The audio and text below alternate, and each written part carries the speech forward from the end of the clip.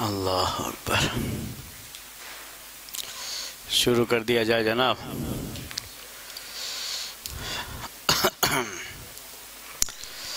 ان الحمد للہ نحمده ونستعینه ونستغفره ونعوذ باللہ من شرور انفسنا ومن سیئات اعمالنا من يهده الله فلا مضل له ومن يضلله فلا هادي له واشهد ان لا اله الا الله وحده لا شريك له واشهد ان محمدا عبده ورسوله يا ايها الذين امنوا اتقوا الله حق تقاته ولا تموتن الا وانتم مسلمون يا أيها الناس اتقوا ربكم الذي خلقكم من نفس واحدة وخلق منها زوجها وبث منهما رجالا كثيرا ونساء واتقوا الله الذي تساءلون به والأرحام إن الله كان عليكم رقيبا يا أيها الذين آمنوا اتقوا الله وقولوا قولا سديدا يصلح لكم أعمالكم ويغفر لكم ذنوبكم ومن يطع الله ورسوله فقد فاز فوزا عظيما أما بعد فإن خير الحديث كتاب الله وخير الهدي هدي محمد صلى الله عليه وسلم وشر الأمور محدثاتها وكل محدثة بدعة وكل بدعة ضلالة وكل ضلالة في النار۔ محترم بھائیوں اور معزز خواتین، علم المیراث یا فقہ الموارث میں ہمارا یہ درس پچھلے ہفتے یہاں تک پہنچا تھا کہ کسی بھی شخص کے انتقال کے بعد اس کا جو چھوڑا ہوا مال ہے، حق ہے، اس سے کتنے حقوق متعلق ہوتے ہیں۔ ترتیب سے ہم نے آپ کے سامنے ذکر کیا کہ سب سے پہلے اس کے مال میں سے اس کے کفن دفن کا انتظام ہونا چاہیے۔ جو بھی خرچہ اس سلسلے میں آ رہا ہے وہ پورا خرچہ اس کے اپنے مال سے ہونا چاہیے۔ اور دوسرے نمبر پر آپ کے سامنے ذکر آیا کہ جو میت کے اوپر قرضہ ہے اس قرضے کو اسی کے مال سے ادا کیا جائے۔ قرضے کے بارے میں ہم نے آپ کو بتایا، دین جسے عربی میں کہتے ہیں کہ وہ تین طرح کے ہوتے ہیں، تین طرح کے ہوتے ہیں، ذکر کیا تھا نہیں؟ ایک ایسا قرضہ جو ترکے کے مال سے تعلق رکھتا ہے۔ ہم نے ایک مثال بھی پیش کی تھی آپ کے سامنے، جیسے میت نے کسی سے قرضہ لیا تھا اور اس کے بدلے میں اپنا کوئی مال رہن رکھ دیا تھا، تو رہن کا یہ مال طریقہ ہے اصل، جب تک وہ قرضہ ادا نہیں ہوگا اور رہن کا یہ مال واپس نہیں ملے گا تو پہلے اسے ادا کیا جائے گا تاکہ یہ طریقہ جو میت کا مال ہے وہ واپس آ جائے۔ اس میں عام قرض بھی شامل ہے جس میں کوئی چیز رہن نہیں رکھی گئی ہے، قرضہ لیا تھا کسی سے، اس قرضے کو ادا کرنا ہے۔ اور میں نے آپ سے کہا کہ اللہ کا جو قرضہ ہے وہ بھی اس میں داخل ہے، البتہ جو بندوں کا قرضہ ہے اسے پہلے پورا کیا جائے گا اور اللہ کا قرضہ یہ بعد میں پورا کیا جائے گا ترتیب کے لحاظ سے۔ لیکن اتنا مال ہے کہ مکمل سب کے لیے کافی ہوگا تو وہ سب کو پورا کیا جائے گا۔ تیسرے نمبر ہم نے آپ سے کہا کہ وصیت اس کی نافذ کی جائے گی۔ اگر مرنے والے نے کوئی وصیت کی ہے، اور وصیت کے بارے میں بھی یہ بات آپ کے سامنے آئی تھی کہ وصیت کا یہ دائرہ صرف 1/3 تک ہے، 1/3 تک میت کو حق ہے کہ اپنے مال میں سے وصیت کر سکتا ہے، اور یہ وصیت کسی وارث کے لیے اگر ہے تو وہ وصیت نافذ نہیں کی جائے گی۔ یہ وصیت اگر کسی حرام کام کے لیے ہے تو وصیت نافذ نہیں کی جائے گی۔ صحیح وصیت ہونی چاہیے، جائز وصیت ہونی چاہیے، اس کا خیال کیا جائے گا۔ جو یہ درس تھا پچھلے ہفتے کا، اس کا خلاصہ میں نے آپ کے سامنے پیش کر دیا۔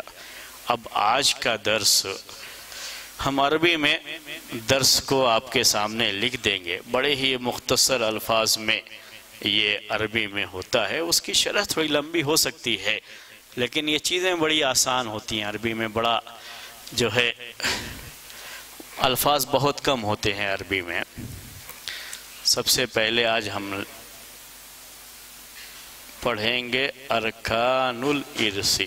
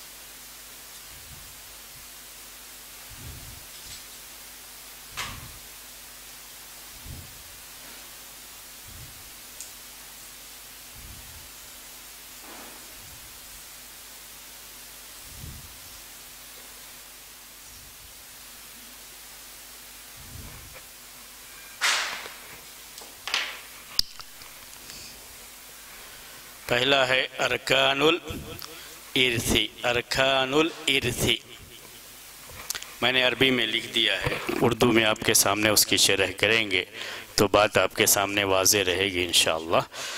پہلا ہے ارکان الارثی، رکن کسے کہتے ہیں؟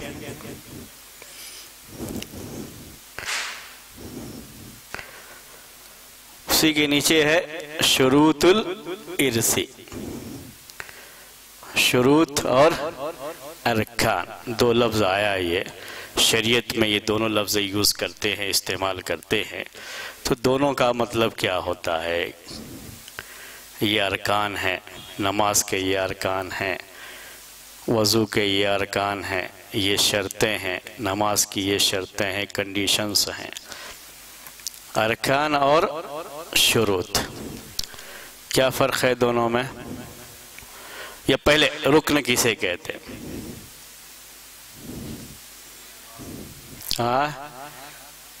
رکن کہتے ہیں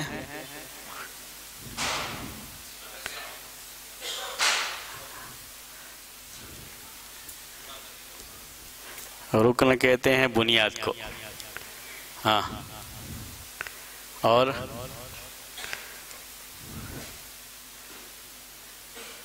جی بولیے۔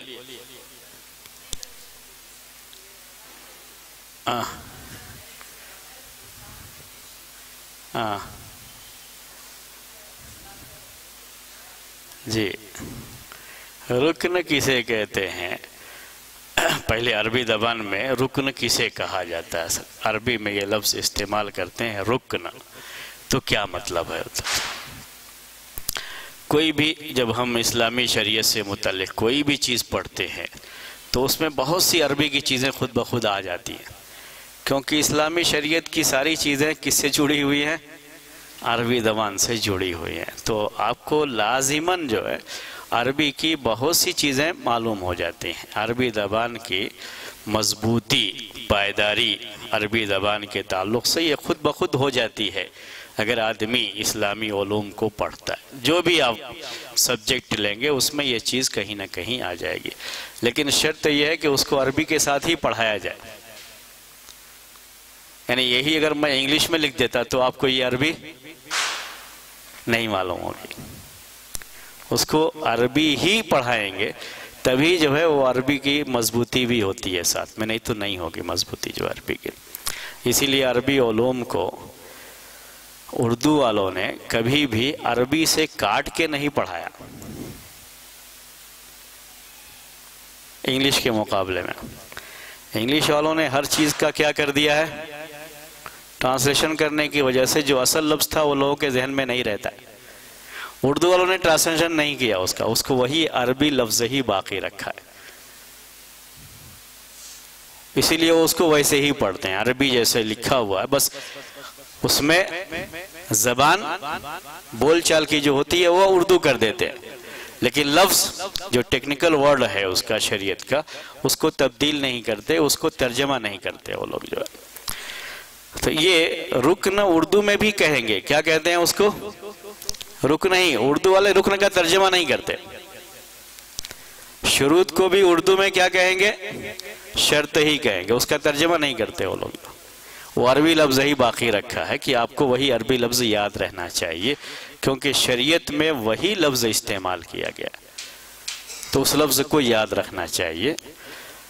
رکن کہتے ہیں کسی اس کو ایسی کوئی ٹھوس چیز، رکن ایسی کوئی ٹھوس چیز جس پر دوسری کوئی بھی چیز اپنا وزن ڈالے تو وہ اس وزن کو برداشت کر سکتا ہو، عربی میں اسے رکن کہا جاتا ہے۔ لعلی آوی الی رکن شدید، قرآن میں ایک جگہ پہ ہے رکن کا یہ لفظ، تو سخت قسم کا رکن، عربی میں رکن اس کو بھی کہتے ہیں، یہ جو ہے یہ ہے ادھر ہے، اس کو بھی رکن کہتے ہیں۔ اصل ہوتا یہ تھا کہ جب کوئی چیز بناتے تھے تو اس کے کنارے نیچے سے کچھ سپورٹ کے لیے رکھ دیتے تھے تو اس کو کہتے تھے رکن۔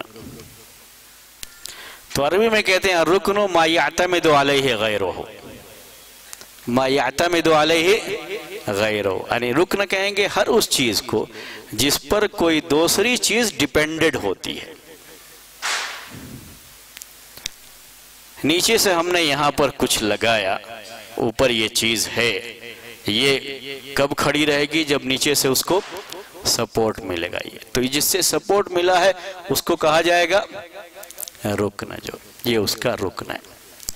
اور اکثر یہ چیزیں اس زمانے میں کونے میں رکھی جاتی تھی۔ کہاں؟ کونے میں رکھی جاتی تھی۔ اسی لیے اردو میں کبھی رکن کا معنی آپ کو کونا بھی ملے گا۔ کونا کا مطلب کارنر،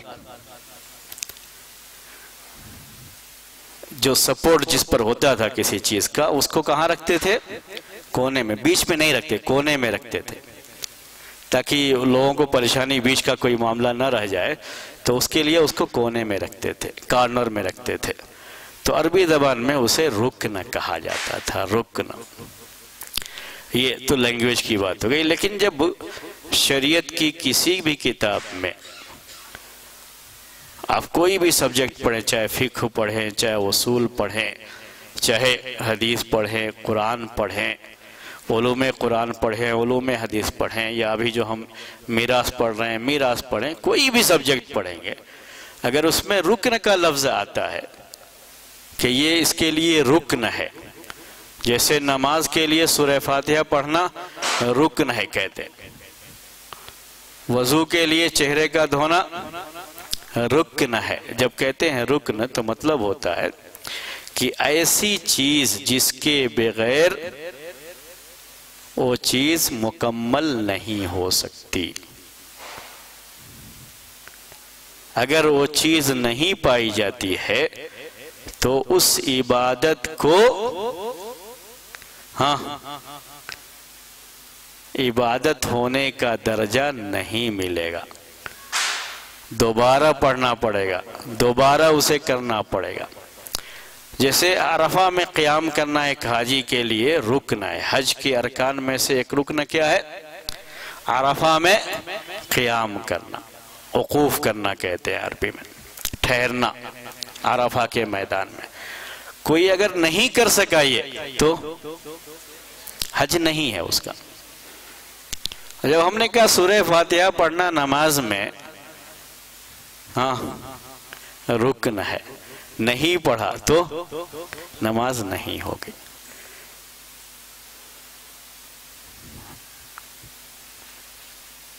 چہرے کا دھونا، ہاتھ کا دھونا وضو کے لیے رکن ہے، اگر نہیں دھویا تو وضو نہیں ہوگا۔ قیام کرنا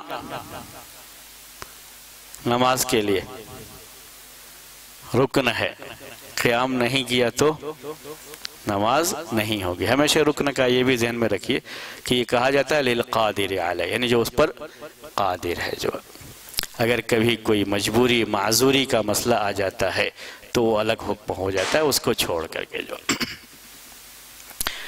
اسے رکن کہتے ہیں، رکن۔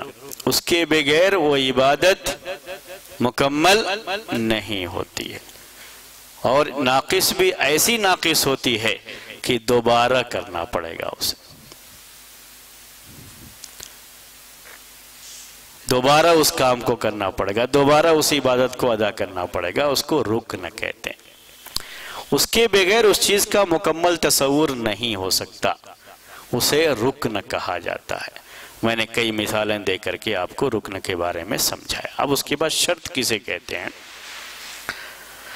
عربی میں شرط یہ، یعنی لینگویج کے لحاظ سے کسی بھی چیز کی علامت کو، سائن جسے انگلش میں کہہ لیتے ہیں، اس کو عربی میں شرط کہا۔ جسے ہم کہتے ہیں اشراط الساعۃ، قیامت کی نشانیاں۔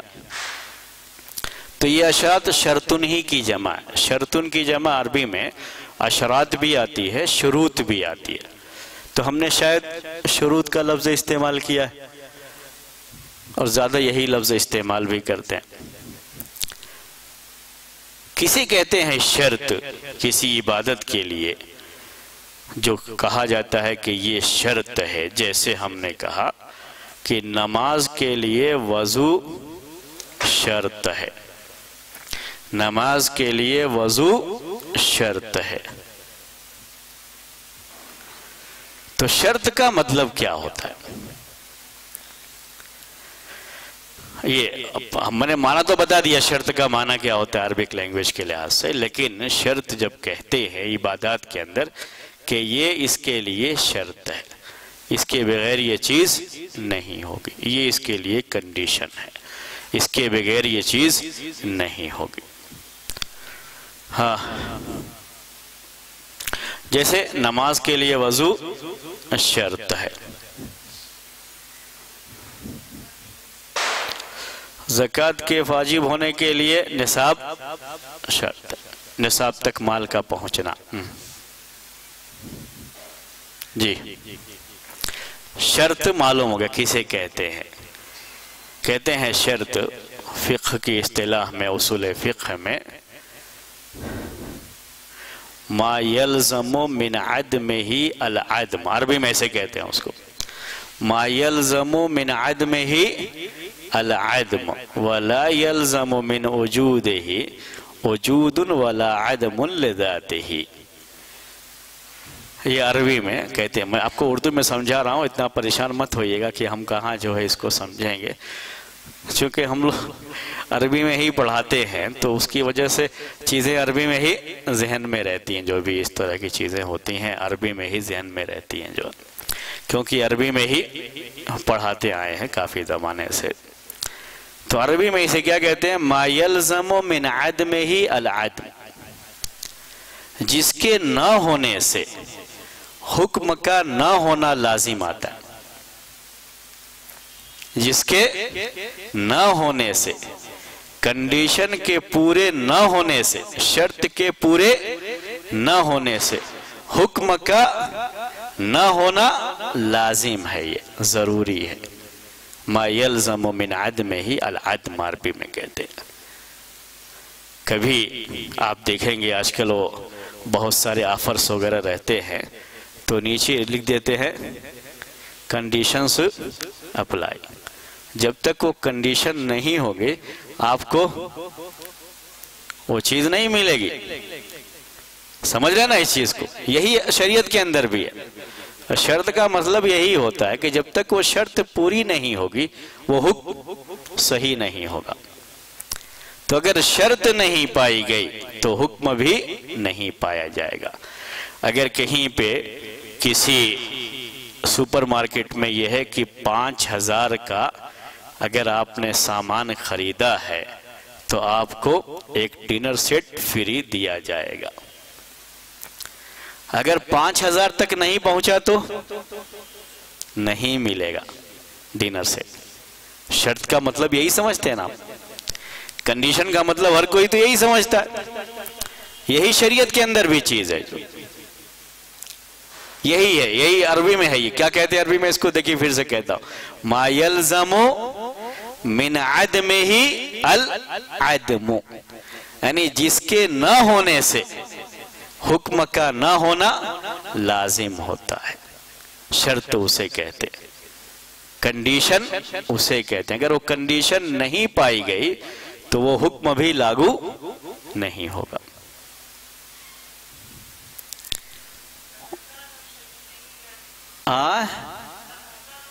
ابھی آ رہے اس کی طرف، ابھی پورا ختم نہیں ہوا شرط کے بارے میں۔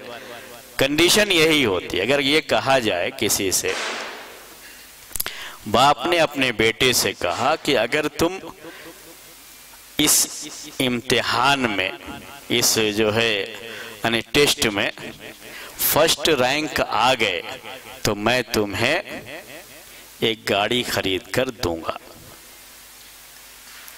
کنڈیشن کیا ہے؟ یعنی شرط فرسٹ رینک آنا، کیا چیز ملے گی اس کے بدلے میں؟ حکم کیا ہے؟ گاڑی دی جائے گی۔ اگر نہیں آیا فرسٹ رینک، حکم خود بخود ختم ہو جاتا ہے، یہی اسی کو شرط کہتے ہیں۔ اگر شرط پائی جائے تو وہ حکم اپلائی ہوگا، نہ پائی جائے تو اپلائی نہیں ہوتا. یہی ہم کہتے ہیں کہ وضو شرط ہے نماز کے لیے. اگر وضو ہے تو نماز کا حکم ہوگا. اگر وضو نہیں کیا ہے تو نماز نہیں ہوگی. بات سمجھ میں آ گئی ہے؟ شرط ابھی پورا نہیں ہوا ہو. ہم نے کیا کہا آپ سے؟ ما یلزم من عدمہ العدم. اردو میں کیا کریں گے اس کا معنی؟ جس کے نہ ہونے سے حکم کا نہ ہونا لازم آتا ہے. آگے ابھی کیا ہے؟ وَلَا يَلْزَمُ مِنْ وُجُودِهِ وُجُودٌ وَلَا عَدْمٌ لِذَاتِهِ. لیکن اس کے پائے جانے سے حکم کا پایا جانا کوئی ضروری نہیں ہے. یہ اب فرق ہو گیا. اب تک جو ہم نے مثالیں دی تھی 5000 کا سامان لے لیا تو کیا ملے گا آپ کو؟ Dinner set. 5000 پہنچ گیا تو مل جائے گا ڈنر سیٹ؟ مل جائے گا. لیکن شریعت میں ایسا نہیں ہوتا ہے. شریعت میں یہ ہے کہ اگر شرط پائی جائے تو یہ ضروری نہیں ہے کہ حکم بھی پایا جائے، وہ چیز صحیح بھی ہو. لیکن اگر شرط نہیں پائی گئی تو حکم نہیں پایا جائے گا. پھر سے کہوں، نگیٹو میں اگر آپ اس کو نگیٹو میں لیں گے تو شرط اگر نہیں پائی گئی ہے تو حکم نہیں پایا جائے گا. شرط نہیں پائی گئی نگیٹو ہے، حکم نہیں پایا جائے گا.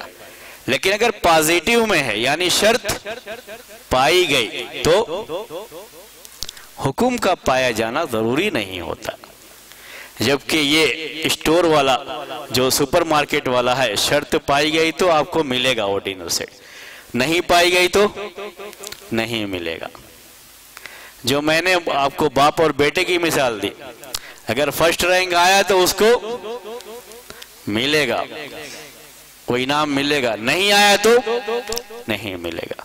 لیکن شریعت میں ایسا نہیں ہوتا. شریعت میں کیا ہے دیکھیے، وضو پایا گیا تو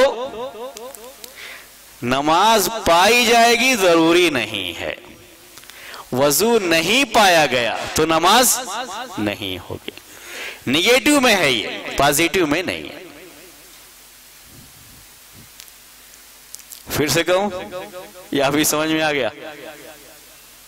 یہ صرف نگیٹو میں آتا ہے، پازیٹیو میں نہیں آتا شریعت کے اندر. جب اگر شرط نہیں پائی جائے گی تو حکم نہیں پایا جائے گا. اور اگر شرط پائی گئی، حکم کا پایا جانا ضروری نہیں ہے. کبھی پایا جائے گا، کبھی نہیں بھی پایا جائے گا. کسی نے وضو کر لیا، وضو کر کے جا کے نماز کے لیے کھڑا ہو گیا. صرف وضو کر لینے سے کیا اس کی نماز صحیح ہو جائے گی؟ نماز کے لیے اور بھی چیزیں، دوسری کنڈیشن بھی ہو سکتی ہے. تو پازیٹیو میں یہ ضروری نہیں ہے کہ شرط پائی جائے تو اس شرط کو جس حکم کے لیے رکھا گیا ہے وہ حکم بھی پایا جائے، کوئی ضروری نہیں ہے. لیکن نگیٹو میں ضروری ہے، یعنی اگر شرط نہیں پائی گئی تو حکم نہیں پایا جائے گا. جبکہ عام اس میں جو ہم نے مثالیں دی آپ کو، اس میں کیا ہے؟ دونوں چیزیں ہوتی ہیں. شرط پائی گئی تو حکم پایا جائے گا، شرط نہیں پائی گئی حکم نہیں پایا جائے گا. شرط اپلائی ہوتی ہے، کنڈیشنز اپلائی ہوتی ہے. جہاں پہ اگر کنڈیشن ہے تو آپ کو وہ چیز ملے گی، اگر نہیں کنڈیشن پائی گئی تو وہ چیز نہیں ملے گی. دونوں طرف ہے. ہو گئی بات یہ؟ ہاں، یہ سمجھ میں آ گئی بات آپ کو؟ یا ابھی اور حالانکہ یہ سب چیزیں ابھی میراث سے تعلق نہیں رکھتے، ابھی صرف ہم آپ کو لفظ سمجھا رہے. رکن کسے کہتے ہیں، شرط کسے کہتے ہیں، یہ اصل فقہی اصطلاحیں ہوتی ہیں، شریعت کی اصطلاح. جی نہ سمجھ میں آئے تو بولیے، ابھی جو ہے آپ کو آگے واضح کر کے آگے بڑھتے ہیں. ہاں کچھ کہنا چاہ رہے ہیں؟ کوئی سوال؟ ما یلزم من عدمہ العدم، عربی میں کیا کہتے ہیں اس کو؟ ما یلزم من عدمہ العدم. دیکھیے یہ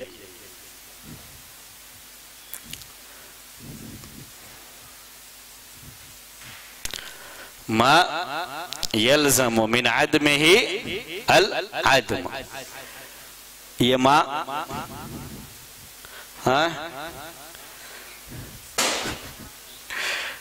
اس میں موصول ہوتا ہے. عربی میں ما اصل میں کئی معنی میں آتا ہے، وہ اسی لئے کہتے ہیں وہ دروس اللغہ پڑھنے سے عربی نہیں آتی ہے جو ہے وہ، کیونکہ اس کو صرف ما کا مطلب ہوتا ہے کہ وہ نہیں کا معنی کرے گا. یہ نہیں کا معنی نہیں، یہ کیا ہے؟ اس کو کہتے ہیں اس میں موصول. اس میں موصول کا مطلب جو، یا معنی کیا کریں گے؟ جس، جو. تو یہاں کہیں گے اکثر جو ہے جو اصول فقہ میں تعریفیں وغیرہ ہوتی ہیں، ڈیفینیشن اکثر ما سے ہی شروع ہوتا ہے. وہ سب نیگیٹو کا معنی نہیں دیتا ہے، وہاں پر کیا رہتا ہے؟ اس میں موصول رہتا ہے. ما یلزم من عدمہ، جس کے نہ ہونے سے، عدم کہتے ہیں نہ ہونا، جس کے نہ ہونے سے عدم لازم آتا ہے، نہ ہونا لازم آتا ہے. یعنی اس شرط کے نہ پائے جانے سے جو حکم ہے وہ نہیں پایا جائے گا. کنڈیشن اگر نہیں ہے تو اس کنڈیشن پر جو حکم ہے وہ حکم بھی نہیں ہوگا. سمجھا دیا میں نے آپ کو. دوسرا جو ہے وہ کیا ہے؟ وَلَا يَلْزَمُ مِنْ وُجُودِهِ وُجُودٌ وَلَا عَدْمٌ لِذَاتِهِ.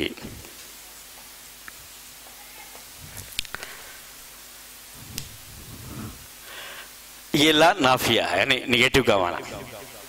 لا یلزم کا معنی نہیں لازم آتا ہے، نہیں لازم آتا ہے اس کے پائے جانے سے، کنڈیشن کے پائے جانے سے، شرط کے پائے جانے سے. وجود ولا عدم، پایا جانا یا نہ پایا جانا، لذاتے ہی اس کی وجہ سے. یعنی پائے جانے کی صورت میں وہ چیز پائی جائے کوئی ضروری نہیں ہے، پائی بھی جا سکتی ہے اور نہیں بھی پائی جا سکتی ہے. وضو کیا ہے، وضو کر کے نماز کے لیے کھڑا ہوا، وضو اس کا صحیح ہے، نماز ہاں مقبول ہو بھی سکتی ہے اور مقبول نہیں بھی ہو سکتی. نماز صحیح ہو سکتی ہے اور نہیں بھی ہو سکتی ہے. لیکن اگر وضو نہیں کیا ہے تو نماز نہیں ہوگی. جی بولیے.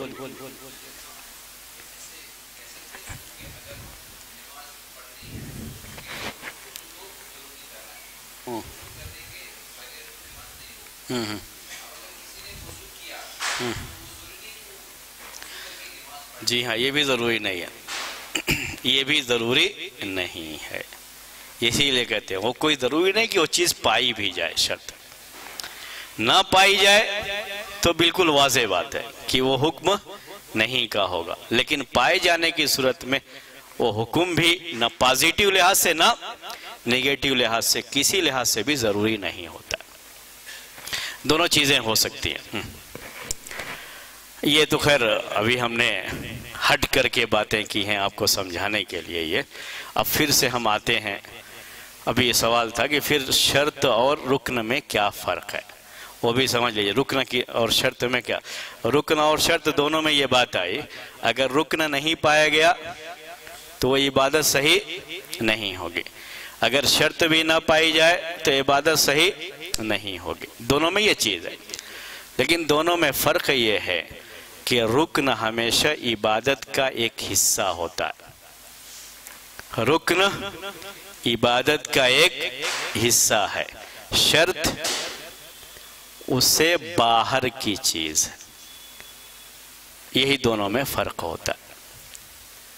رکن اسی عبادت کا ایک حصہ ہے، شرط کنڈیشن ہمیشہ یہ باہر سے چیز آتی ہے، اس عبادت کا حصہ نہیں ہے.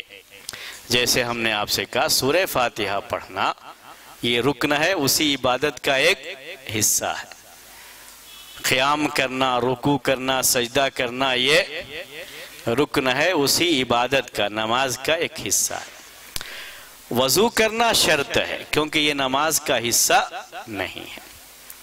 حکم کے لحاظ سے دونوں ایک ہی ہیں، یعنی دونوں میں یہ چیز ہے کہ اگر رکن نہیں پایا گیا تو عبادت صحیح نہیں، اگر شرط نہ پائی جائے تو عبادت صحیح نہیں۔ حکم دونوں کا ایک ہی ہے، لیکن دونوں کے اندر یہی فرق ہے کہ رکن اسی عبادت کا ایک حصہ اور شرط یہ باہر کی چیز ہوتی ہے، اس عبادت کے اندر کی چیز نہیں ہوتی ہے۔ عبادت کے اندر وہ چیز ہو تو اس کو پھر رکن کہا جائے گا۔ ٹھیک ہے، اب پھر سے اگر رکن اور شرط کو سمجھ گئے ہوں تو ہم آئیں اس کو ارکان الارث، ارکان الارث۔ اب ہم آتے ہیں اپنے سبجیکٹ کی طرف۔ ہمارا سبجیکٹ اصل ہے فقہ الموارث، یعنی طریقہ تقسیم کرنے کے تعلق سے جو بھی شریعت کے احکام ہیں وہ جاننا جو ہے۔ تو پہلے ہم ارکان الارث کیا ہیں، میراث کے اندر ارکان کیا ہیں، یعنی ایسی چیزیں جن کا پایا جانا ضروری ہے، اس کے بغیر طریقے کی تقسیم کا تصور نہیں ہو سکتا۔ ان چیزوں کا پایا جانا ضروری ہے اور اس کا تعلق طریقے ہی سے ہے۔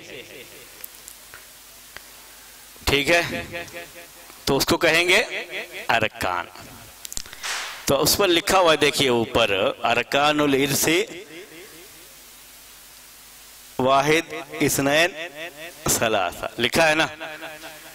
تو ارث کے ارکان یعنی میراث کے ارکان کتنے ہیں؟ تین۔ تین ہم نے لکھا نہیں ہے، وہ خود سے آپ کو لکھنا پڑے گا، کیونکہ کتنی گنتی لکھی ہے؟ تین۔ تو آپ کہیں گے ارکان الارث ثلاثۃ، میراث کے ارکان کتنے ہیں؟ تین ہیں، تین ہیں۔ بہت آسان ہے، اب تک جو سمجھا رہے تھے وہ تو اصول فقہ تھا، اب تک جو سمجھایا میں نے آپ کو، اب جو ہے کیا ہے یہ میراث۔ تو تین ارکان ہیں اس کے۔ تین ارکان کیا کیا ہے؟ پہلے نمبر پر لکھا ہوا ہے المؤرث، المؤرث۔ دوسرے نمبر پر لکھا ہے الوارث۔ تیسرے نمبر پر لکھا ہے المال الموروث، یا کہتے ہیں الحق الموروث۔ مال حق لفظ استعمال، میں نے مال بھی سمجھایا تھا آپ کو، حق بھی سمجھایا تھا، پہلے یاد ہوگا شروع طریقے میں۔ المال الموروث، الحق الموروث، تینوں کی اب شرح کریں گے ہم آپ کے سامنے، بس اتنا یاد رکھ لیجئے، المؤرث، الوارث، الحق الموروث۔ عربی میں آسان ہوتا ہے، پھر اس کو سمجھ لیجئے، کوئی مشکل نہیں، آپ کو عربی کا لفظ بھی یاد ہو جائے گا، اس کا معنی بھی یاد ہو جائے گا۔ الوارث، المؤرث، الحق الموروث۔ سب سے پہلے طریقہ تقسیم کرنا چاہتے ہیں تو اس کے لیے ضروری ہے کہ کوئی مورث ہو، کوئی مورث ہو۔ مورث کا مطلب وارث بنانے والا، وارث بنانے والا، عربی میں اس کو اسم فاعل کہتے ہیں، وارث بنانے والا، وارث بنانے والا، مورث۔ کون ہے وارث بنانے والا؟ ہاں ہاں جی ہاں، تو کون ہوگا یہ؟ جو شخص مرا ہے، آ گیا نہیں؟ جو شخص مرا یعنی انتقال جس کا ہوا ہے اور جس کے مال کو آپ تقسیم کرنے بیٹھے ہیں، وہ کیا کہلائے گا؟ مورث۔ یہ ہونا ضروری ہے، کسی کا انتقال ہی نہ ہوا ہو اور بیٹھو کہ جو ہے ہم مال تقسیم کرنے بیٹھے، بھائی کس کا مال تقسیم کرنے بیٹھے ہو؟ وہ زندہ رہے گا تو آ کر کے چھین نہیں لے گا میرا مال، اور جو ہے تقسیم کرنے بیٹھو گے تم، جب تک انتقال نہیں ہوتا تب تک طریقہ کی تقسیم نہیں کہی جاتی۔ اگر زندگی میں تقسیم کر دے گا تو ہم نے آپ سے کہا تھا پھر اسے طریقہ کی تقسیم نہیں کہتے۔ اس کے لیے میراث کے لیے ضروری کیا ہے؟ وفات ہونا۔ وفات کے پہلے اگر تقسیم کر دے گا تو اس کو طریقہ کی تقسیم نہیں کہتے۔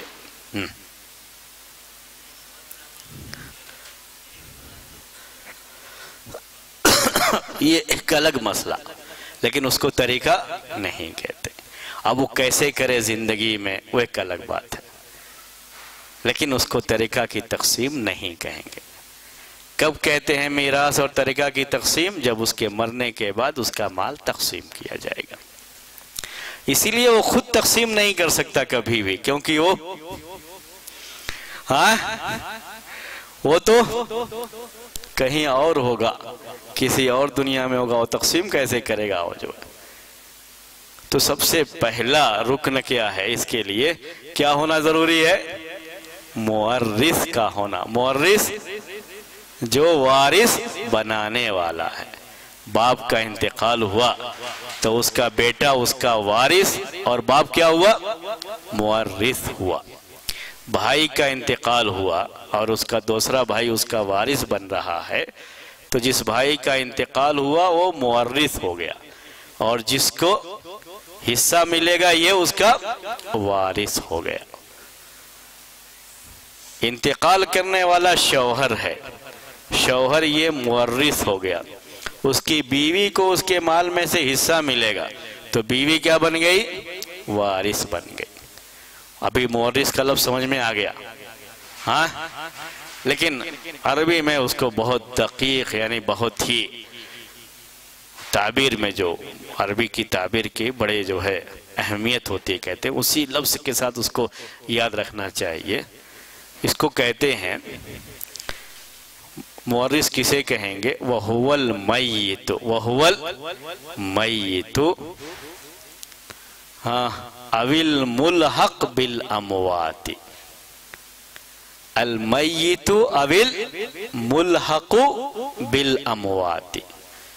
مورث کسے کہیں گے؟ جس کا انتقال ہوا ہے یا انتقال کرنے والے لوگوں کے ساتھ اسے ملا دیا گیا ہے۔ اب آپ سوچیں گے کہ یہ کیوں کہہ رہے ہو بھائی؟ ہاں، اتنا سب اندر جانے کی کیا ضرورت ہے؟ تو اس کو تھوڑا سمجھانا پڑے گا، تو پھر وہ سمجھ میں آ جائے گی بات۔ اسی لیے کہتے ہیں یہ چیزیں بغیر استاد کے سمجھ میں نہیں آتی ہیں۔ جو ایک آدمی کا انتقال آپ کی آنکھوں کے سامنے ہوا ہے، وہ کیا ہوا؟ مورث ہے اور میت ہے۔ آپ نے اپنی آنکھوں سے اس کی لاش دیکھی، اپنے کندھوں پر اٹھا کر کے لے کے گئے، اپنے ہاتھوں سے قبر میں دفنا کر کے اس سے اوپر مٹی ڈال دی، واپس آ گئے۔ یہ آپ نے اپنی آنکھوں سے دیکھا، وہ مورث ہے، اس میں کوئی مسئلہ نہیں آتا ہے۔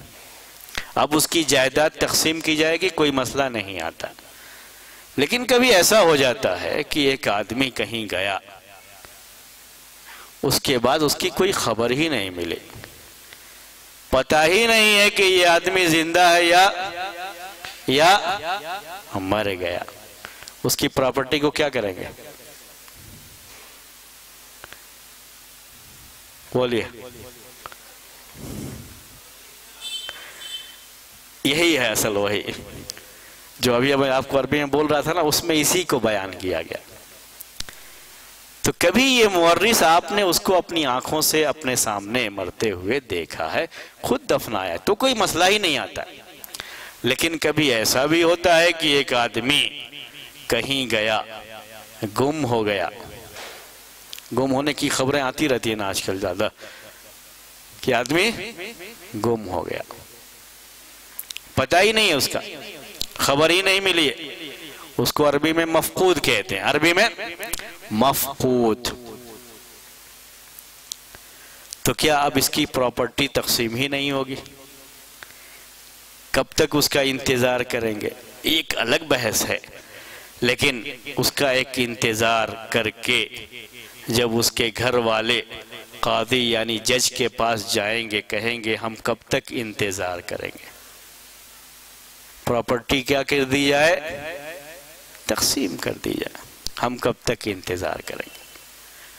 اس کو مکمل کر لوں۔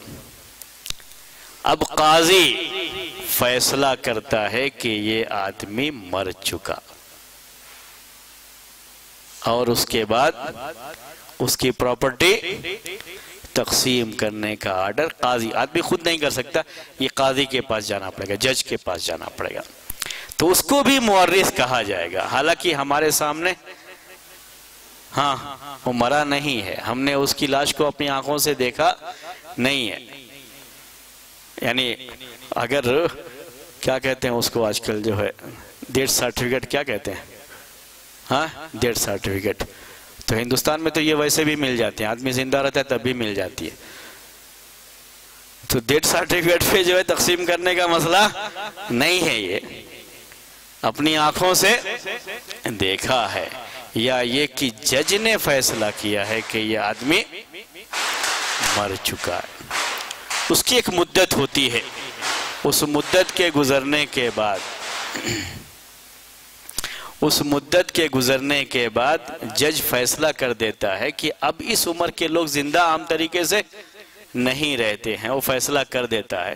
اس کے فیصلے کے بعد اس کا طریقہ تقسیم کر دیا جائے گا اور اس کو مورث کہا جائے گا، اگرچہ کہ ہم نے اس کی موت کو اپنی آنکھوں سے دیکھا نہیں ہے. ٹھیک ہے، ہاں بولیے.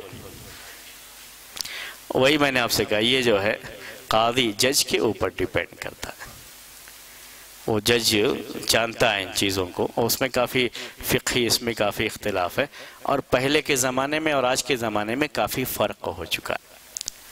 اس لیے آج کا جج ہاں اتنا ٹائم نہیں لے گا فیصلہ کرنے میں جتنا پہلے کا جج لیتا تھا. آج تھوڑا جلدی بھی کر سکتا ہے، کیونکہ اتنے وسائل ہیں کسی کو ڈھونڈنے اور معلوم کرنے کے. ان تمام وسائل کو استعمال کرنے کے بعد اس کی ایک یہ ہے کہ جو ہے وہ فیصلہ، لیکن فیصلہ کس کو کرنا ہے؟ جج کو کرنا ہے.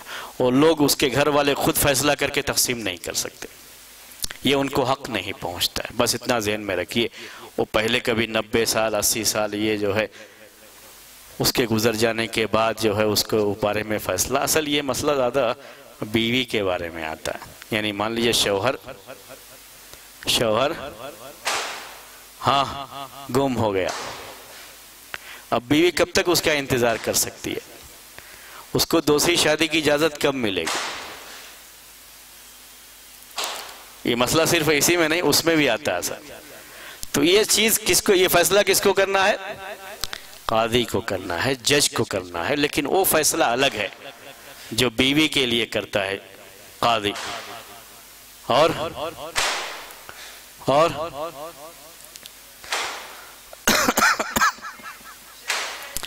اور میراث کے لیے جو فیصلہ کرتا ہے وہ الگ ہے. دونوں میں فرق ہے تھوڑا سا جو ہے. ہاں بولیے.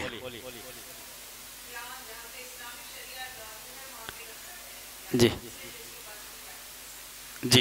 یہ جو ہے اس کو کیا کہتے ہیں، یہ کہ یہ مسلم پرسنل لا ہوتا ہے. جیسے اب انڈیا میں بھی اگر جج کے پاس بھی جائیں گے تو وہ اس طرح کے جو مسائل ہیں جو مسلم پرسنل لا سے حل کیے جاتے ہیں، وہ نکاح کا بھی ہے، طلاق کا بھی ہے، اور میراث کا بھی ہے. یعنی یہ جو طریقے کا تعلق ہوتا ہے نا، تو وہ جج بھی اسلامی شریعت جو ہے یا کہیے مسلم پرسنل لا جو یہاں ہندوستان میں مسلم پرسنل لا جو ہے اسی کے مطابق ہی فیصلہ کرے گا. اکثر وہ یہ کہتا رہتا ہے، یعنی ہم نے جو دیکھا ہے کہ اپنے جگہ کے جو امام ہوں ان سے لکھوا کر کے لے کے آؤ کہ کیا ہے تمہاری شریعت میں اس کے بارے میں، اور آپ کے جو قاضی وغیرہ ہیں دارالقضاء وغیرہ ہے اس میں سے کہیں سے وہ لکھوا کر کے لے کے آ جاؤ. اس کے مطابق اگر وہ فیصلہ بھی کر دیے تو اکثر جج اس پہ اپنی بھی مہر لگا دیتا ہے. اکثر ایسا کرتے ہیں یہ، تو اس کا لحاظ کرتے ہیں یہاں ہندوستان میں بھی. ہاں میں کیا کہہ رہا تھا آپ سے، پھر سے آتے ہیں ہم اس کی طرف کہ ہم نے آپ سے کہا کہ نکاح کے مسئلے میں تھوڑا انتظار کم رکھا ہے، لیکن میراث کے مسئلے میں انتظار اس سے زیادہ رکھا ہے. وہ قاضی جج کا جو ہے معاملہ ہے اس کے لحاظ سے وہ کرے گا، کیونکہ دونوں میں فرق ہوتا ہے تھوڑا. ایک طرف بیوی کی زندگی کا مسئلہ ہوتا ہے اور اس میں وہ چیز نہیں ہوتی، وہ مسئلہ جو ہے نہیں ہوتا ہے. کبھی ایک فیصلے کو دوسرے فیصلے پر لاگو نہیں کرنا چاہیے، دونوں کے لیے عقل استعمال کرنا چاہیے کہتے ہیں نا. تو ایک میرے ذہن میں اسی وقت ایک وہ یاد آیا کہ ایک لطیفہ کہہ لیجیے، وہ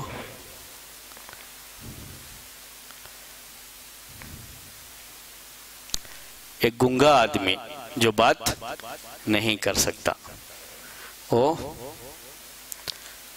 جا کر کے اگر دکاندار سے اس کو خریدنا ہے ٹوتھ پیسٹ، مجھے کیا چاہیے؟ ٹوتھ پیسٹ، تو وہ اشارہ کرے گا، اشارہ کر کے ٹوتھ پیسٹ وہ لے لے گا۔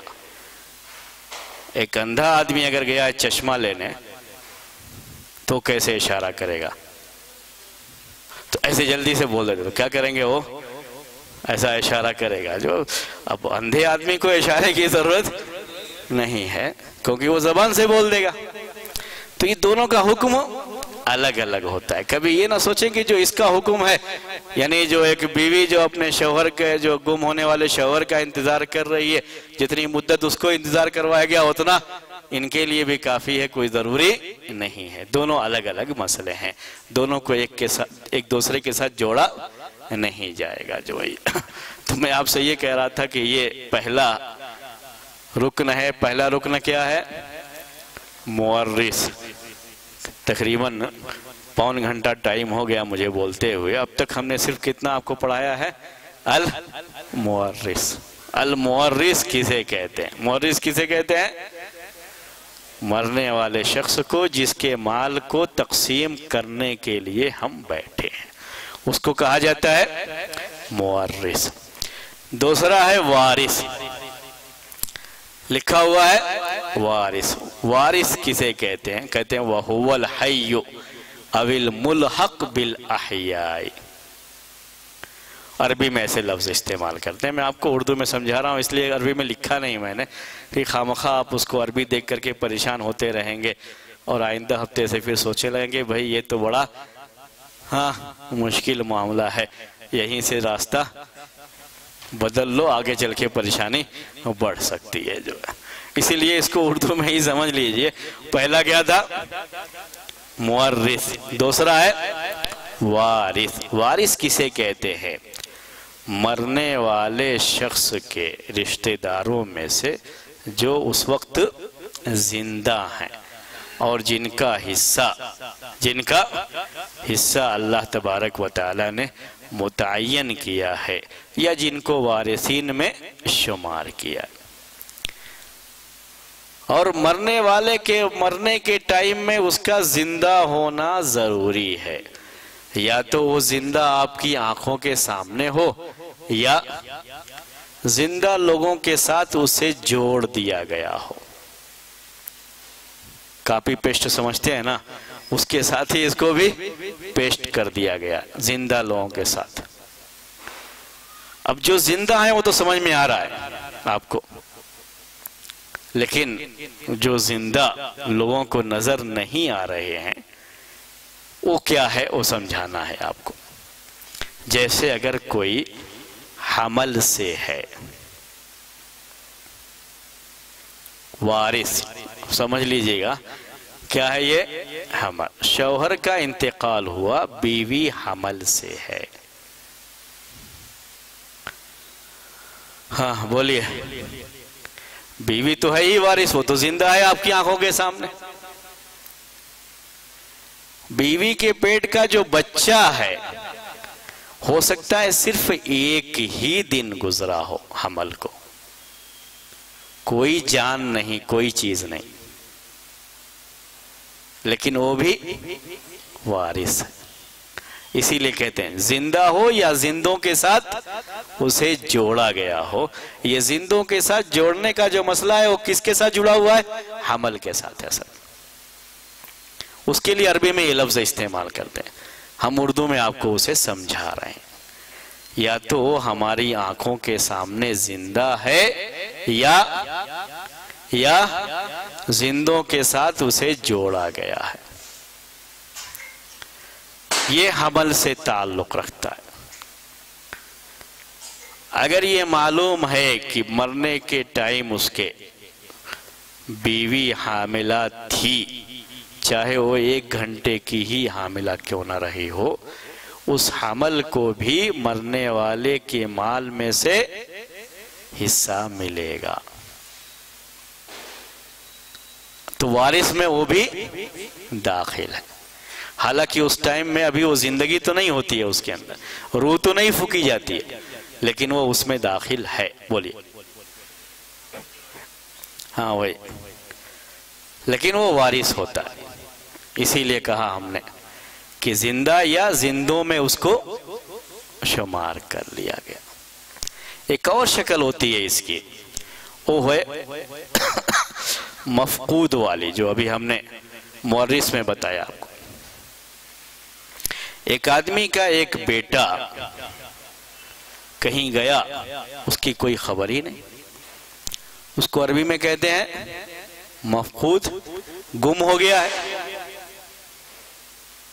कभी कभी खबरें आजकल आती रहती हैं, लोग व्हाट्सएप को भी इसके लिए इस्तेमाल करते हैं, किसी की बहन गुम हो गई, किसी की बेटी गुम हो गई और किसी का बेटा गुम हो गया। आज के इस दौर में भी ये गुम होने के वाकयात होते हैं, वरना पहले तो होते थे, लेकिन आज भी होते हैं गुम होने के वाकयात। एक शख्स के किसी बच्चे या बच्ची का ये मामला हुआ कि वो गुम हो गया, 1 साल 2 साल 3 साल कई साल गुजर गए, गुम हो गया, कुछ खबर नहीं है। बाप का इस दौरान इंतकाल हो गया। कई बच्चे हैं, एक बच्चा क्या है, गुम है। हो सकता है कि वो किसी ने उसे मारकर फेंक दिया हो सकता है, हो सकता है। लेकिन जब तक काजी जज उसकी डेट के बारे में फैसला नहीं करेगा, तब तक इस्लाम के लिहाज से उसको जिंदा ही माना जाएगा। तो वो भी किस में आएगा, वारिस में आएगा। बात आई समझ में या नहीं? ये है वारिस। लफ्ज सिर्फ हमने वारिस कहा, लेकिन वारिस अरबी में जब उसकी तारीफ कहते हैं वह हुवल हय्यु इंद मौतिल मुअर्रिसी, इम्मा ने आपकी आंखों के सामने या तो होगा, या कादी के फैसले के लिहाज से, या हमल की शक्ल में, जिस शक्ल में भी है वो, बहरहाल उसे वारिस बनाया जाएगा। ये एक फर्क रहता है। जब हमारी आंखों के सामने रहता है और आम तरीके से यही होता है, तब तो कोई मसला नहीं। लेकिन अगर किसी का कोई बच्चा मफकूद है, गुम है, उस गुम होने वाले बच्चे को भी मरने वाले के माल में से हिस्सा मिलेगा, उसका अलग किया जाएगा, जब तक कि काजी जज उसके बारे में उसकी डेट का फैसला नहीं कर देता है। अगर बाद में फैसला करेगा तो उसका बाकायदा हिस्सा निकलेगा।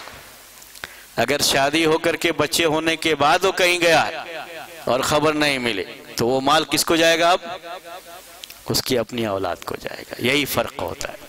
ये बारीकियां हैं जिसको समझना पड़ता है। फिर से कहूं, हाँ, पहला रुकन क्या है? मुअर्रिस, यानी किसी शख्स का इंतकाल हुआ हो या काजी ने उसकी मौत का फैसला किया हो। अगर मौत ही नहीं किसी की हुई है, तरीका तकसीम होने का मसला नहीं आएगा। दूसरा, वारिस का होना भी ऐसे ही जरूरी है। किसी मरने वाले का कोई भी वारिस ना हो, तब क्या होगा? तरीका तकसीम करेंगे बैठ के? बोलिए। कोई भी वारिस नहीं है, क्या करेंगे? तरीका तकसीम करने का मसला ही नहीं आएगा। तरीका कब तकसीम करने का मसला आएगा? जब कोई वारिस होगा। वारिस ही नहीं है, तकसीम क्या करेंगे आप? तीसरा है अलमालुल मौरूस या अलहक्कुल मौरूस भी कहते हैं, यानी मरने वाले का तरीका होना भी जरूरी है। छोड़ा हुआ माल, ये तीसरा रुकन है। किसी मुअर्रिस तो पाया गया, इंतकाल हुआ आदमी का, वारिस भी हैं उसके मौजूद, लेकिन माल ही नहीं है उसके पास कुछ, तो आप किस चीज को बैठ के तकसीम करेंगे? तो तरीका तकसीम करने के लिए ये तीनों चीजें होना जरूरी, इसलिए कहते हैं ये अरकान हैं उसके। जी,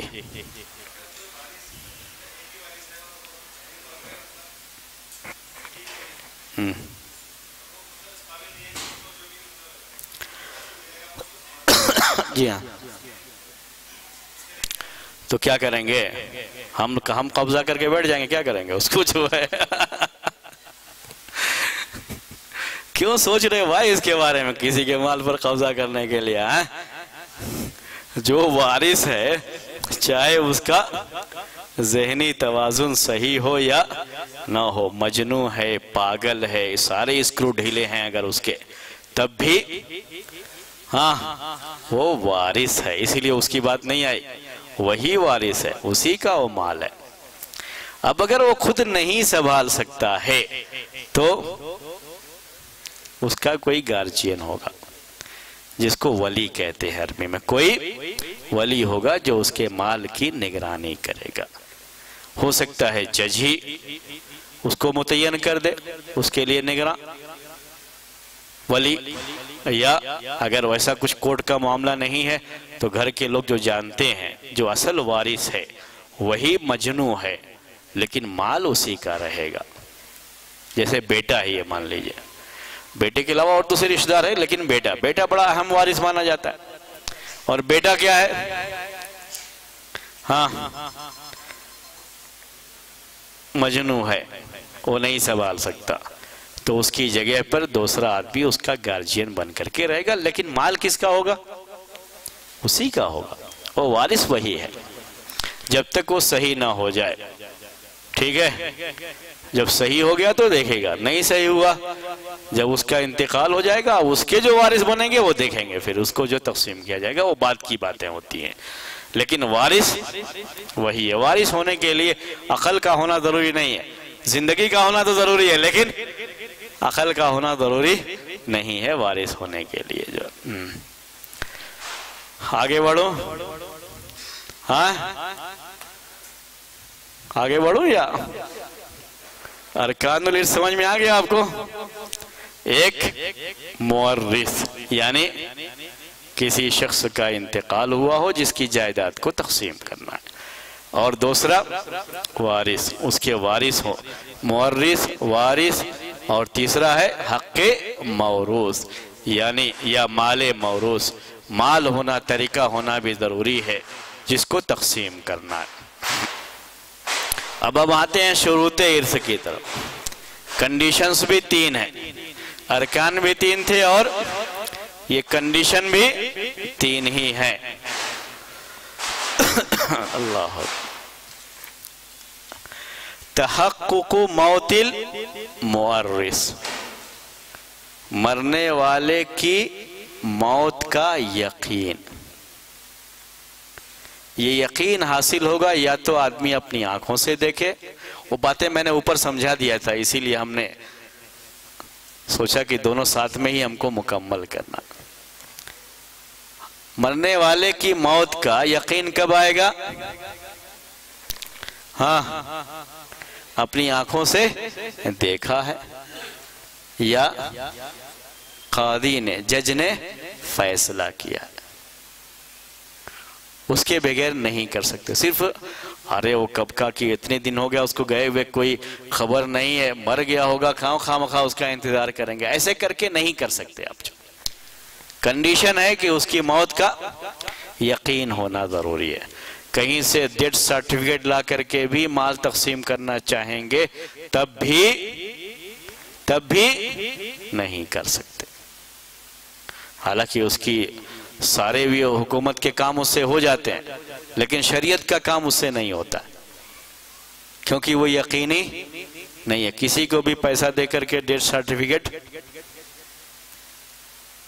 بنوا سکتے ہیں؟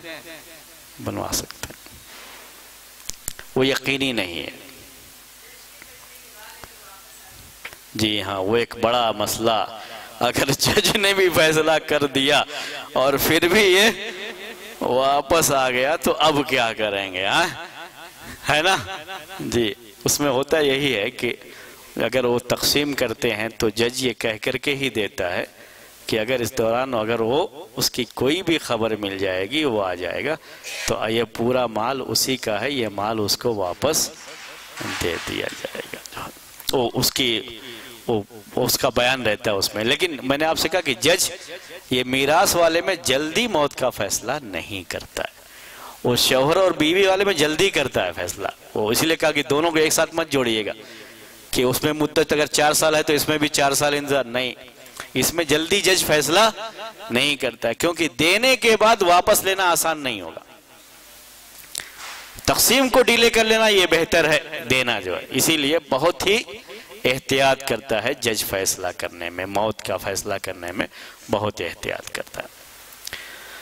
جی، پہلا ہے تحقق موت المورث، دوسرا ہے تحقق حیات الوارث، یعنی وارث کی زندگی کا یقین ہونا ہے۔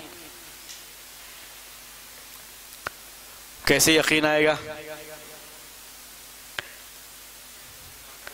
آنکھوں کے سامنے ہے تو یقین ہے، یا کبھی ایسا بھی ہو سکتا ہے کہ ہاں دیکھنے میں اس کی حرکت اور سب ہو رہی ہے لیکن اندر مشین فٹ کر کے حرکت کروا رہے ہوں تو دیکھنے میں تو زندہ لگ رہا ہے لیکن حقیقت میں وہ کیا ہو چکا ہے؟ مر چکا ہے۔ ایسا ہو سکتا ہے؟ ابھی آج کل کے زمانے میں کچھ اس طرح کی چیزیں ہو جاتی ہیں کہ مردہ آدمی کو بھی لوگ کیا ثابت کر دیتے ہیں؟ زندہ۔ ایسے ہی جو ہے ڈاکٹر لوگ پیسے کمانے کے لیے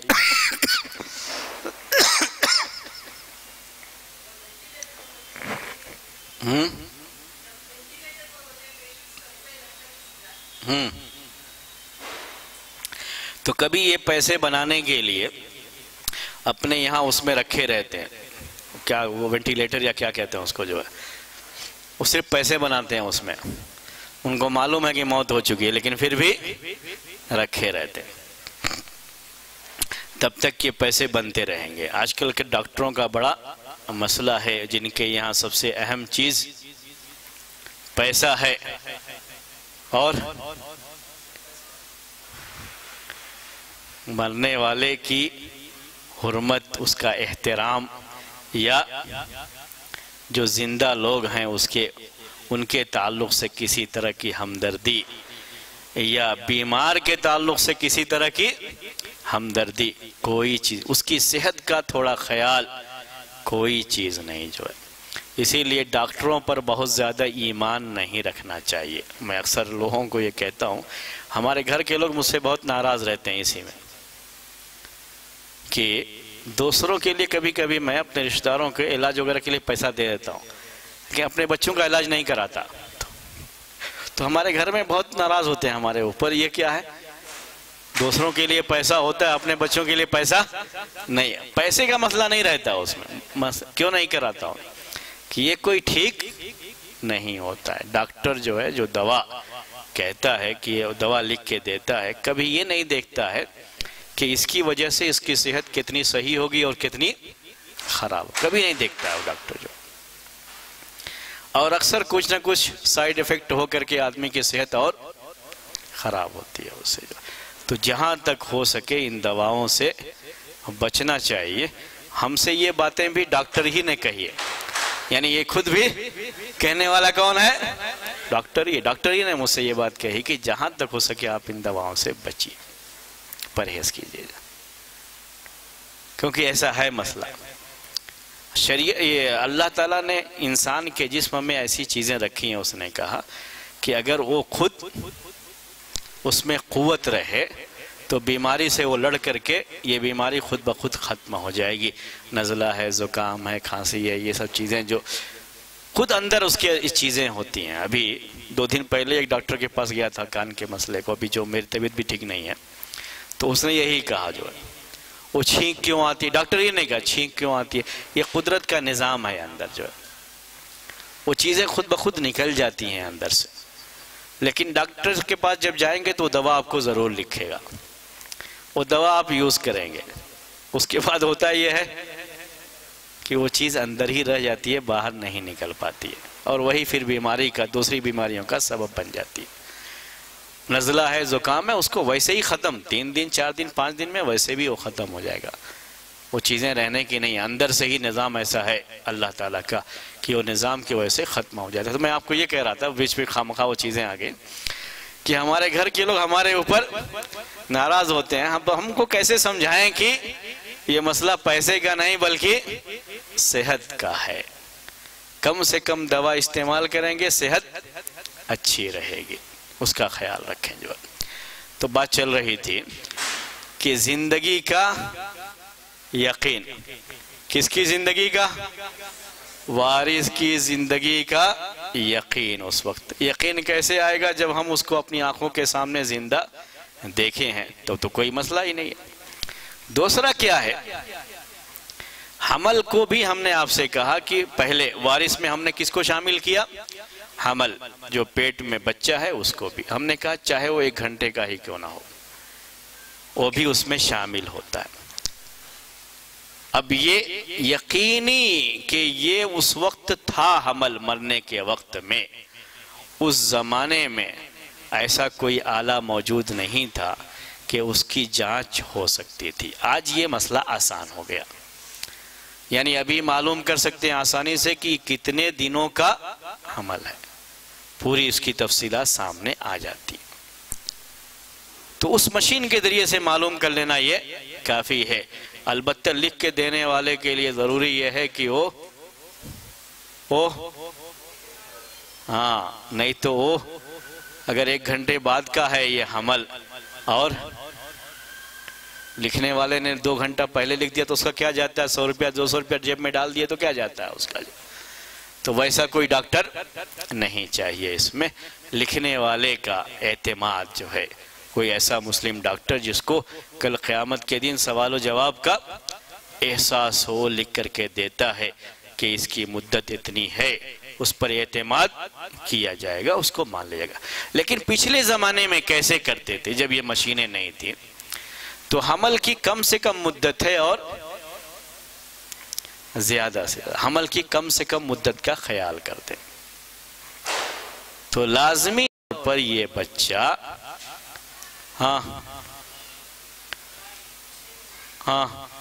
حمل کی جو زیادہ مدت ہے اس سے پہلے یا یہ حمل کی جو کم سے کم مدت ہے ان دونوں کے جو ہے درمیان میں اس کو رہنا چاہیے۔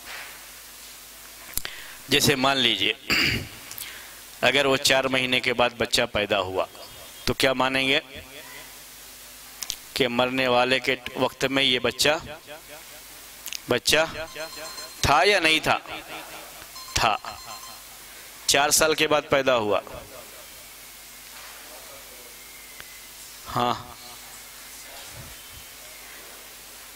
بولیے نہیں ہوگا؟ آج کے زمانے میں کوئی تصور نہیں کر رہا اس کا، کیونکہ اب نہیں ہے وہ، ورنہ پہلے ایسے بھی واقعات ہیں کہ اتنے دن کے بعد پیٹ سے باہر نکلا کہ دانت بھی نکل گئے تھے، ویسے بھی واقعات ہیں، ماں کے پیٹ میں ہی دانت بھی نکل گئے تھے۔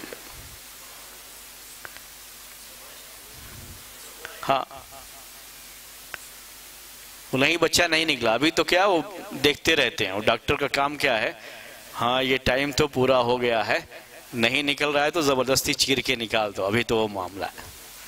ایسے ہی ہوتا ہے نا، آپریشن کر کے زبردستی نکال دیں گے۔ تو پہلے یہ سسٹم نہیں تھا آپریشن کا، تو بچہ جب تک خود سے نہیں نکلے گا تب تک انتظار کرنا ہی پڑتا تھا جو۔ تو بہرحال اب چونکہ یہ مسئلہ ختم ہو گیا اس لیے ہم اس کے چکر میں نہیں جاتے ہیں، حمل کے مسئلے کو جو ہے چھوڑ دیجئے۔ حمل کے مسئلے میں صرف اتنا یاد رکھ لیجئے کہ کوئی بااعتماد ڈاکٹر اگر یہ کہہ دیتا ہے کہ جس وقت مرنے والے کا انتقال ہوا ہے یہ حمل تھا، یہ حمل مرنے والے کا ہونا کوئی ضروری نہیں ہے، یہ تو مرنے والے کا اس وقت مسئلہ آئے گا جب وہ بیٹا یا بیٹی کا مسئلہ، تو صرف بیٹا یا بیٹی تو وارث نہیں ہوتے ہیں نا، بھائی بہن یہ سب بھی تو وارث ہوتے ہیں۔ تو اسی لیے ذہن میں رکھیے گا کہ کوئی ضروری نہیں ہے کہ یہ مرنے والے کا ہی حمل، وہ ہم اس کے بارے میں نہیں کہہ رہے، کوئی بھی ایسا حمل جو اس کا وارث بن سکتا ہے، تو یہ ضروری ہے کہ یہ مرنے والے کے وقت میں وہ حمل پیٹ میں رہا ہو، اور یہ اگر کوئی آج قابل اعتبار ڈاکٹر لکھ کے دے دیتا ہے تو کافی ہے، کیونکہ مشینوں سے اب یہ چیز معلوم ہو جاتی ہے، آسانی سے معلوم ہو جاتا ہے یہ معاملہ۔ آخری ہے، ٹائم زیادہ ہو رہا ہے، اصل میں 1 گھنٹے سے زیادہ ہم کو نہیں لینا تھا، لیکن اس کو پورا کر لیتا ہوں۔ کسی بھی وارث کو حصہ کیوں ملے گا، کیوں وہ وارث بن رہا ہے، اس کی جو پوری تفصیلات ہیں یہ علم ہونا بھی ضروری ہے۔ کیوں اس کو یہ چیز مل رہی ہے، اس کے بغیر یہ کنڈیشن بھی ہے، اس کنڈیشن کے بغیر یعنی وہ سبب جو ارث کا ہے کون سا ہے یہ سبب، اس کے بغیر بھی یہ بھی شرط ہے، اس شرط کے بغیر بھی کسی کو کوئی حصہ نہیں ملے گا۔ یہ علم بھی ہونا ضروری ہے۔ جو اب وہ تقسیم کرنے والے جو ہوتے ہیں ان کو یہ چیز معلوم ہوتی ہے، پوچھ لے گا آپ کا میت کے ساتھ کیا ہے معاملہ، کیا تعلق بنتا ہے، کس جو ہے تعلق کی بنا پر آپ اس کے مال کے وارث بن سکتے ہیں۔ تو یہ سب چیزیں جو تقسیم کرنے والے ہوتے ہیں ان کو اس چیز کا علم ہونا ضروری ہے۔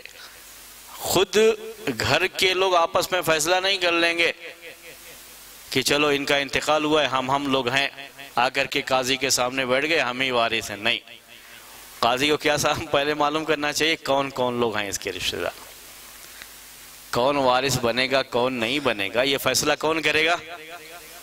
یہ لوگ خود نہیں کر لیں گے گھر کے لوگ کی جو ہے فلاں آدمی ہے۔ اکثر لوگ ایسے پوچھتے ہیں سوال اس طرح کہ ایک آدمی کا انتقال ہوا ہے، اس کے فلاں لوگ وارث ہیں۔ بہت سے ایسے لوگ جو وارث ہیں اس کو پتہ نہیں ہے، وہ لکھتے ہی نہیں نام ان کا جو۔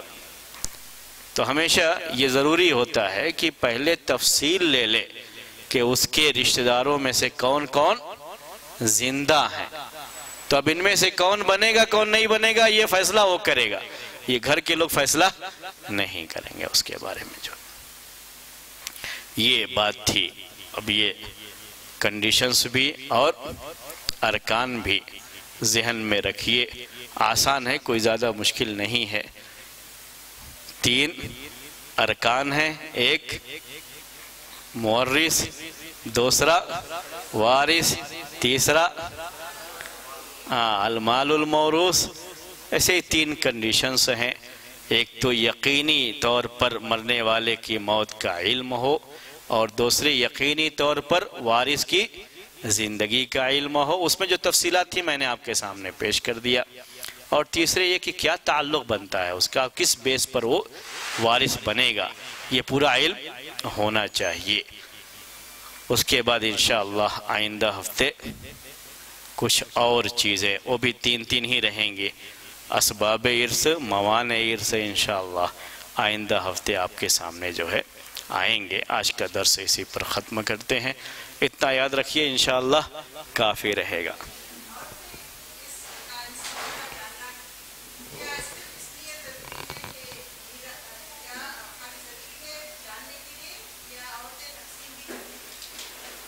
کوئی بھی جو بھی جانتا ہے تقسیم بھی کر سکتا ہے نا۔ جی ہاں، پہلے ایک بات بتا دوں آپ کو کہ تقسیم کرنا یہ اصل جج کا کام ہوتا ہے، حصے متعین کر دینا، شیئرز، یہ اصل تقسیم کرنے والے کا کام ہوتا ہے۔ تو یہ کوئی بھی کر سکتا ہے، جو جانتا ہے وہ کر سکتا ہے، ایک خاتون جانتی ہے وہ بھی کر سکتی ہے، ایک آدمی جانتا ہے وہ بھی، گھر کا کوئی بھی جانتا ہو تو کر سکتا ہے نا، اس لیے جاننا ضروری ہوتا ہے۔ اور اس لحاظ سے بھی کہ غلطی نہ ہو، مرنے کے وقت میں غلط وصیت کر کے نہ چلا جائے، مرنے سے پہلے غلط تقسیم نہ کر دے۔ ہر آدمی سے اس کا تعلق ہے، ہر عورت سے اس کا تعلق ہے۔ عورت وارث بن رہی ہے لیکن خواہ مخواہ اپنے حصہ جانتی نہیں ہے، اس لیے اس کو کوئی حصہ نہیں دے رہا ہے، حصہ نہیں دے رہا ہے۔ اگر جانتی رہے گی تو اس کو حصہ ملے گا، وہ مطالبہ کر سکتی ہے نہیں مجھے یہ حصہ چاہیے، اس لیے جاننا ضروری ہوتا ہے اس کے لیے۔ یہ جاننا صرف تقسیم کے لیے ضروری نہیں ہے بلکہ اپنے حق کے مطالبے کے لیے بھی جاننا ضروری ہے۔ سبحانک اللہم و بحمدک، اشہد ان لا الہ الا انت، استغفرک۔